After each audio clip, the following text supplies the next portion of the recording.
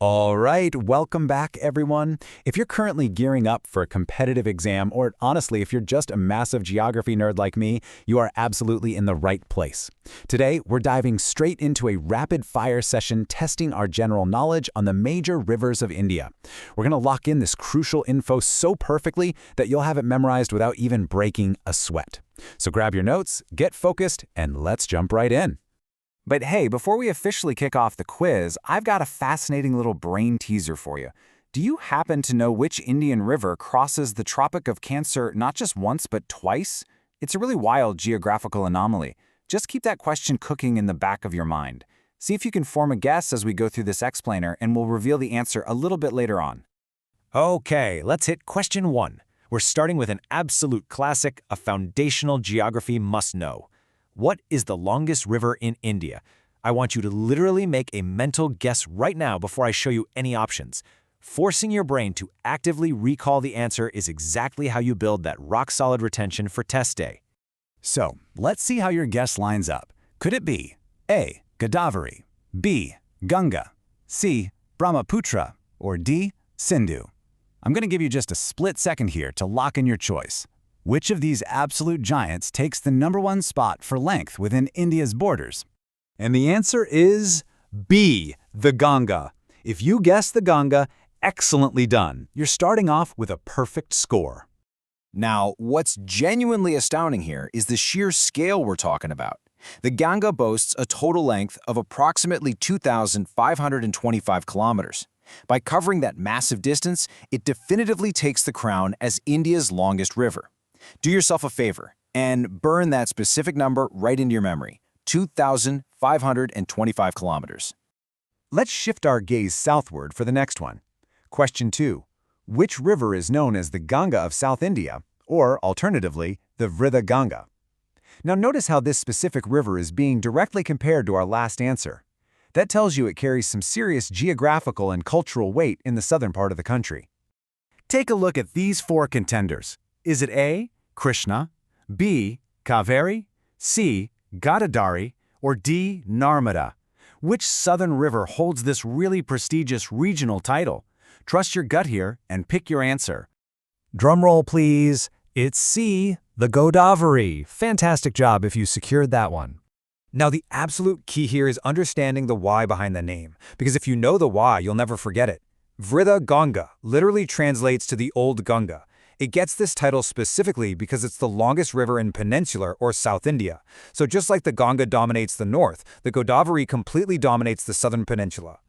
We are cruising right along and, oh, look what's back. For question 3, we're bringing back that sneaky little hook question from the very beginning. Which Indian river crosses the Tropic of Cancer twice? If you've been sitting there eagerly waiting to see if your gut instinct was right, well, your moment has arrived. Here's the lineup.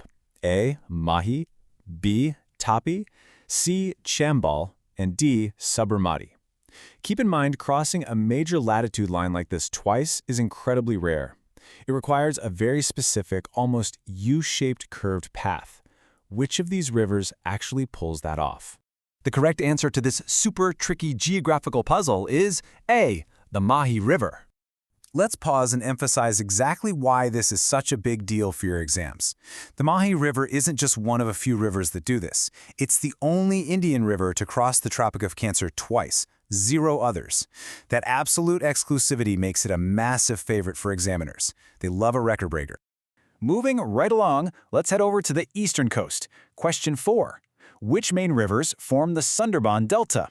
We are talking about one of the most iconic and famous geographical features on the entire planet here. Let's look at some dynamic duos. Do we have A. Ganga and Sindhu, B. Ganga and Brahmaputra, C. Sindhu and Jhelum, or D. Godavari and Krishna? Here's a tiny hint. The answer definitely involves a mighty river we've already spent some time on today. Lock it in. And the winning pair is B. the Ganga and the Brahmaputra. Listen, the Sundarban Delta is absolutely no joke. It is literally the world's largest river delta.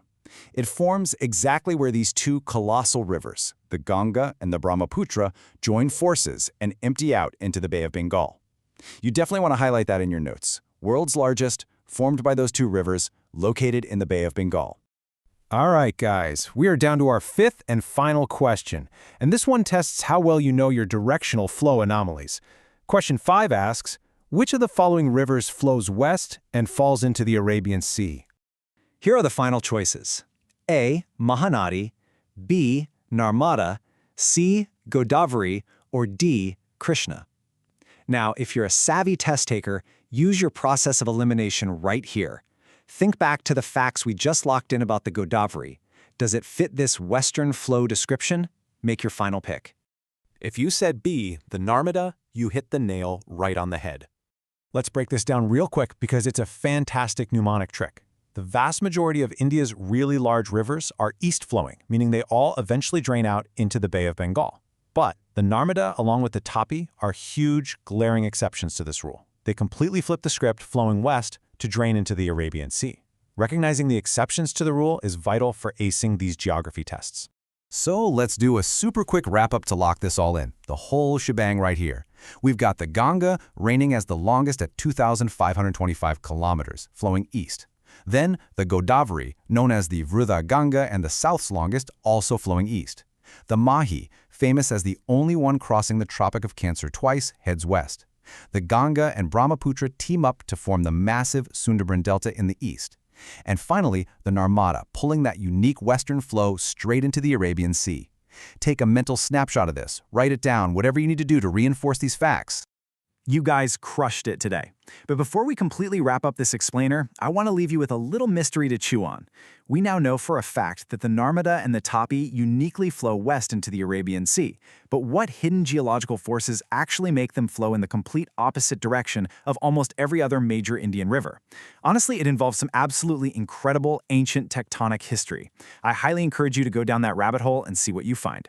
Keep studying, stay curious, and I'll catch you in the next explainer.